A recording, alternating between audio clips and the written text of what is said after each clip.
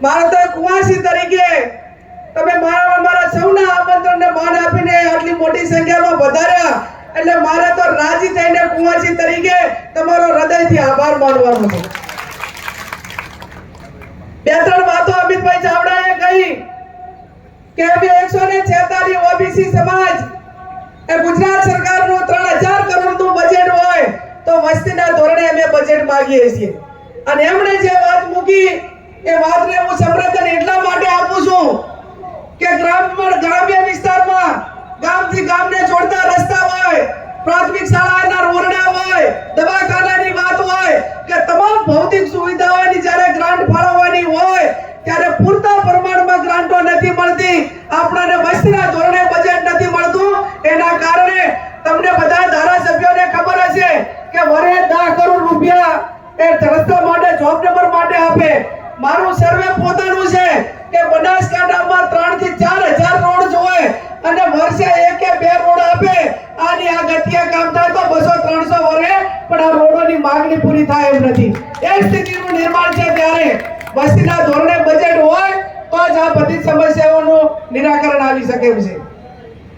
મેં પશ્ચિમ પંચ માટે લેટર લખ્યો કે આની જનગણના થવી જોઈએ, આર્થિક સર્વે થવું જોઈએ તો કેટલાકને પેટમાં તેલ પણ રેડાયું। હું એની ચોખવટ કરવા માંગુ છું કે કોઈ પણ સમાજ એ વ્યક્તિગત રીતે આર્થિક સદ્ધર હોય, આજે હું પાટીદાર સમાજનો દાખલો આપું, ચૌધરી સમાજનો દાખલો આપું, રાજપૂત સમાજનો કે તમામ જે વ્યક્તિગત સુખી જે સમાજોની અંદર વ્યક્તિઓ સુખી છે એમને પણ હું અભિનંદન આપું કે ક્યાંક ને ક્યાંક કે તમામ સમાજના દીકરા દીકરીઓને ભણાવવા માટે પોતાના સ્વખર્ચે શૈક્ષણિક સંકુલ ઉભા કર્યા અને એના કારણે ચાક આ 146 જ્ઞાતિઓના દીકરા દીકરીઓ ત્યાં એમની હોસ્ટેલ હોય કે એમની હાઈસ્કૂલ હોય ત્યાં ભણી શકે છે। આ સમાજો કદાચ એમના વ્યક્તિગત શૈક્ષણિક સંકુલો બનાવી શકે પણ ગામથી ગામ જોડતો રસ્તો કરવો 5 કિલોમીટર તો 5 કરોડ રૂપિયા એ કોઈ સમાજ એ ગામથી ગામને જોડતો રસ્તો ના બનાવી શકે। અને સમગ્ર 146 સમાજો એ ગુજરાત સરકારને જીએસટી ભરતા હોય, જેની વસ્તી વધારે એ જીએસટી પણ વધારે ભરે અને વધારે ભરે ત્યારે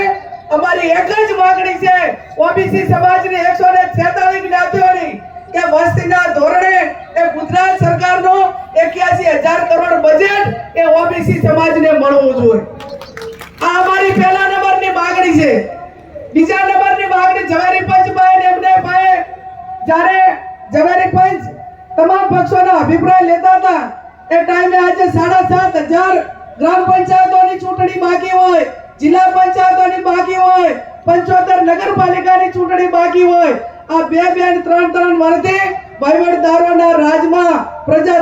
ત્રાહિમામ બની ગઈ છે પણ એ વન નેશન વન ઇલેક્શન ની વાતો કરવા વાળા એ ગ્રામ પંચાયતની ચૂંટણીઓ પણ 3 વર્ષથી કરાવી શકતા નથી। અને એવા સંજોગોમાં અમારી એક જ માંગણી છે કે 49% થી વધે નહીં એ રીતે